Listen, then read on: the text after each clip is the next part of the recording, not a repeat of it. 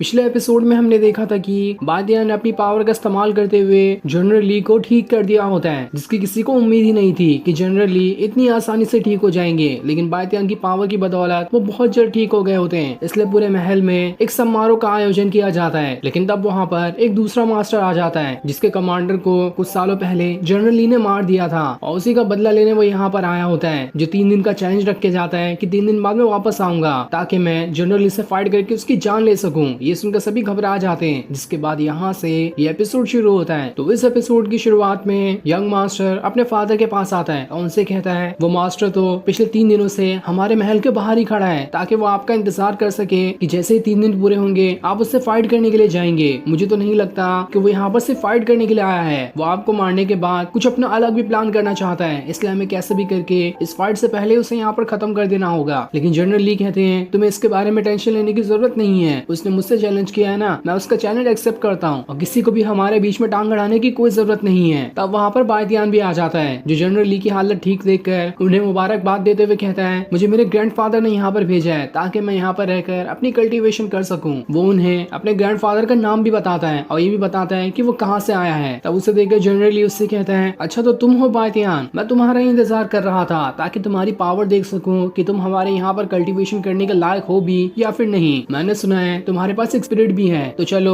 अपनी स्पिरिट का इस्तेमाल करो, मैं तुमसे फाइट करना चाहता हूँ, देखता हूँ तुम मुझे हरा पाते हो या फिर नहीं। जो सुनकर बादियान उनसे कहता है अरे आप तो मुझसे कहीं गुना ज्यादा आगे हैं कल्टीवेशन में, मैं आपको कैसे हरा सकता हूँ, मेरा भी कल्टीवेशन लेवल तो बहुत ही ज्यादा कम है। तब जनरल ली उससे कहता है मुझे नहीं पता था कि तुम्हारी फैमिली के अंदर इतने ज्यादा डरपोक इंसान रहते हैं, तुम्हारी फैमिली तो वैसे भी खत्म होने वाली है और ऐसी नई नई जनरेशन जो कि इतने ज्यादा डरपोक होगी वो तो तुम्हारी खत्म होती फैमिली को और ही ज्यादा डुबा देगी। जो सुनकर बादियान को गुस्सा आने लगता है, वो उनसे कहता है जिसका ग्रैंडफादर ने कहा था आप तो वैसे बिल्कुल भी नहीं हो। लेकिन अभी वो यहाँ पर ये नहीं बताता कि उसकी पावर की ही मदद से वो अभी होश में आए हैं। इसके बाद जनरल ली एक कप को उठाकर सीधा बादियान की तरफ ही फेंक देता है, लेकिन बादियान अपनी पावर का इस्तेमाल करते हुए उस कप को रोक लेता है। लेकिन तब जनरल ली अपने एक और खतरनाक अटैक को करते हुए सीधा बादियान की तरफ ही कर देता है। तब उस अटैक को रोकने के लिए बादियान वहाँ पर अपनी स्पिरिट को समन कर लेता है और जैसे तैसे उस स्पिरिट का इस्तेमाल करते हुए उस जनरल ली के इस खतरनाक अटैक को रोकने में कामयाब हो जाता है। लेकिन अब उसकी हालत थोड़ी थोड़ी खराब हो रही थी। तब बादियान जनरल ली से कहता है आपने मुझे बुरा भला कहा, मुझे डरपोक कहा, मुझे इससे कोई फर्क नहीं पड़ता, लेकिन मेरी फैमिली को आगे से कुछ भी मत कहना और अब मैं यहाँ से जा रहा हूँ। मुझे तुम जैसे लोगों की कल्टीवेशन करने में कोई जरूरत नहीं चाहिए। लेकिन जैसे वो एक कदम आगे बढ़ाता है तब वहाँ पर जनरल ली आ जाता है, जो उससे कहता है तुम बिल्कुल अपने ग्रैंडफादर की तरह हो, तुम्हारे ग्रैंडफादर मेरे बहुत अच्छे दोस्त थे और मैं बस यही टेस्ट करना चाहता था कि तुम्हारे अंदर भी तुम्हारे ग्रैंडपा के जितना गुस्सा है भी या फिर नहीं। और तुम्हारी इस बात से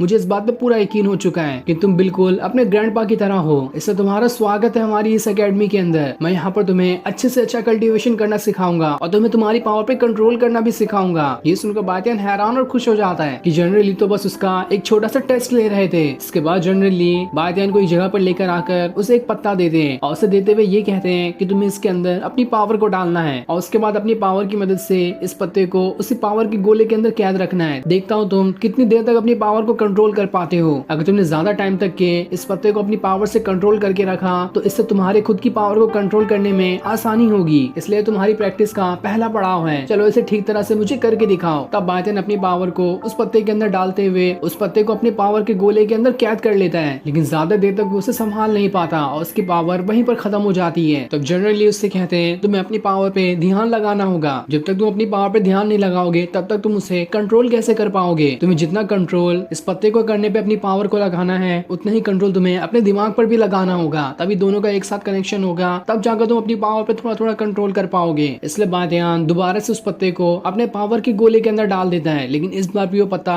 ज्यादा देर तक उस गोले के अंदर नहीं रह पाता। तब ये देखकर जनरली वहाँ पर एक डंडे को ले आते हैं और उससे बादियान को मारना शुरू कर देते हैं, जहाँ वो उससे कहते हैं तुम जितनी बार भी इस पत्ते को नहीं कंट्रोल कर पाओगे उतनी बार मैं तुम्हें इस डंडे से मारूंगा। ये सुनकर तो बादियान भी घबरा जाता है। दूसरी तरफ हम मिंग को देखते हैं, जिसके पास लिंग फेंग का डिसाइपल आता है और वो दोनों यहाँ पर आपस में बातें कर रहे होते हैं, जिसकी बातों से हमें ये पता चलता है कि मिंग ने लिंग फेंग के डिसाइपल के साथ हाथ मिला लिया है ताकि वो बादियान के अंदर से उसकी डिमोनिक पावर को निकाल ले, जिसके बाद बादियान एक नॉर्मल इंसान में बदल जाएगा। मिंग तो बस यही चाहती है कि उसकी डिमोनिक पावर की मदद से बादियान को कोई खतरा ना हो, इसलिए उसने इन लोगों के साथ हाथ मिला लिया है। लेकिन वो इन लोगों के असली प्लान के बारे में बिल्कुल भी नहीं जानती और यही चीज तो लिंग फेंग उसका डिसाइपल भी चाह रहे थे, इसलिए वो मिंग की बातों पर हामी भर देते हैं। दूसरी तरफ जनरल ली दोबारा से बादियान को उस पत्ते को कंट्रोल करना सिखा रहे होते हैं क्योंकि बातियान ने अभी तक उसे नहीं सीख पाया था और वो उस मामूली से पत्ते को अपनी पूरी पावर लगाते हुए बड़ी ही आसानी के साथ कंट्रोल किए जा रहे होते हैं। तब बातियान के पास जेंतियान आता है जो उसे तरीका बताने की कोशिश करता है कि आखिर तुम किस तरह से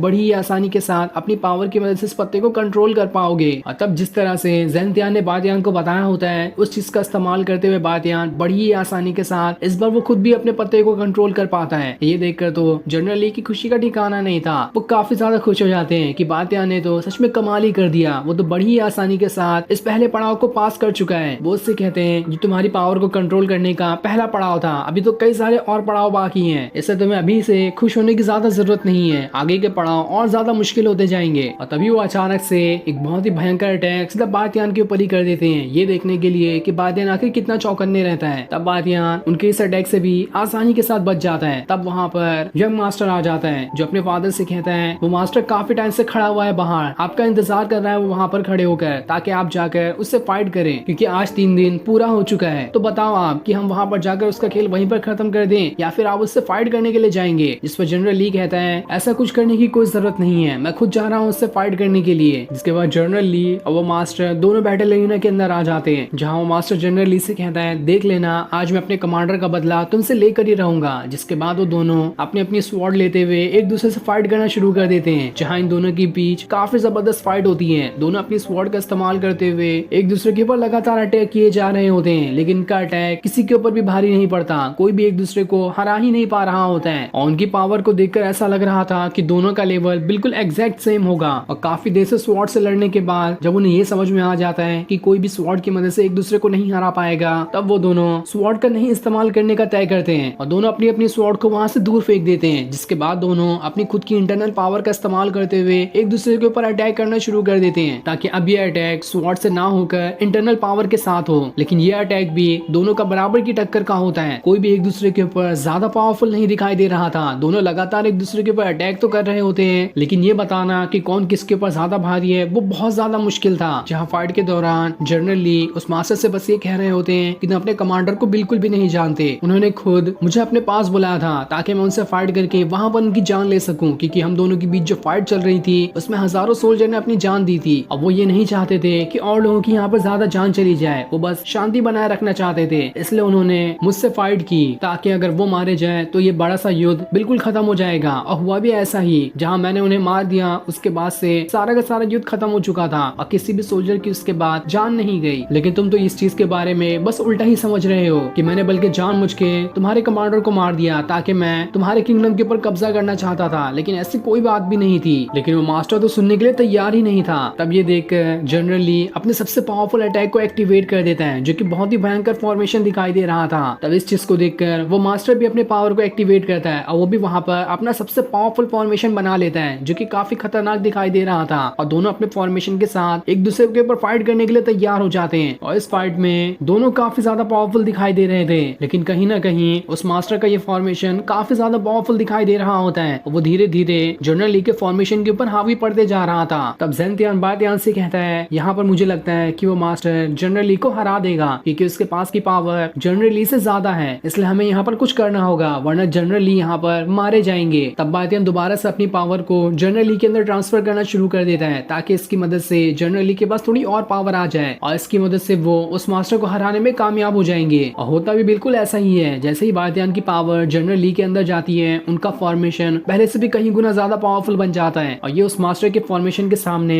काफी ज्यादा भयंकर दिखाई दे रहा था। जिसके बाद दोनों के फॉर्मेशन के बीच एक बहुत ही भयंकर फाइट होती है और ये फाइट इतनी ज्यादा खतरनाक थी कि इससे पूरी जगह पर एक बहुत ही जोर का भयंकर धमाका हो जाता है, जिसके औरा से ही हर जगह टूटने लगती है और वहां पर मौजूद सारे लोग वहां से उड़कर दूर चले जाते हैं। और जब ये धुआं खत्म होता है तब हमें समझ में आता है कि ये वाला अटैक उस मास्टर को काफी ज्यादा जोर से लगा था और वहां पर उसकी हालत खराब हो गई होती है, जो दोबारा से फाइट करने की हिम्मत में भी नहीं होता है। तब वो जनरल ली से कहता है मैं तुम्हारी बात समझ गया कि तुमने जो भी मेरे कमांडर के बारे में कहा था वो बिल्कुल सच था, वो तुम्हारे मुकाबले के बिल्कुल भी नहीं थे, लेकिन तब भी उन्होंने अपने सोल्जर की जान बचाने के लिए तुमसे फाइट करने का डिसाइड किया ताकि वो सारे सोल्जर की जान बचा सके। और आज तुमसे फाइट करके मुझे पता चल चुका है कि तुम्हारे पास काफी ज्यादा पावर है। तब जनरल ली भी उससे कहता है तुम्हारे कमांडर मेरे अब तक के फाइट किए हुए सबसे ज्यादा पावरफुल बंदों में से एक थे, उनसे फाइट करने के बाद मुझे पता चला कि उनके अंदर काफी ज्यादा पावर और जोश मौजूद है। ये सुनकर वो मास्टर अपने साथियों के साथ वहां से जाने लगता है, क्योंकि वो अपनी हार हार मान चुका था और अपने सारे साथियों के साथ यहाँ से चले जाने का डिसाइड करता है, ताकि ना ही यहाँ के सोल्जर को कुछ नुकसान हो और ना ही वहाँ के सोल्जर को कुछ नुकसान हो, और दोनों किंगडम के बीच अब बस शांति बन गई होती है। लेकिन तब ये सारी चीज वहाँ पर खड़ा हुआ लिंग फेंग देख लेता है और उसे समझ में आ चुका था कि बातियान के अंदर से जब पावर गई इस जनरल ली के अंदर, तभी ये जाकर इतना पावरफुल बन पाया था। जरूर बातियान के अंदर कुछ खास बात है, इसलिए अब तो बातियान को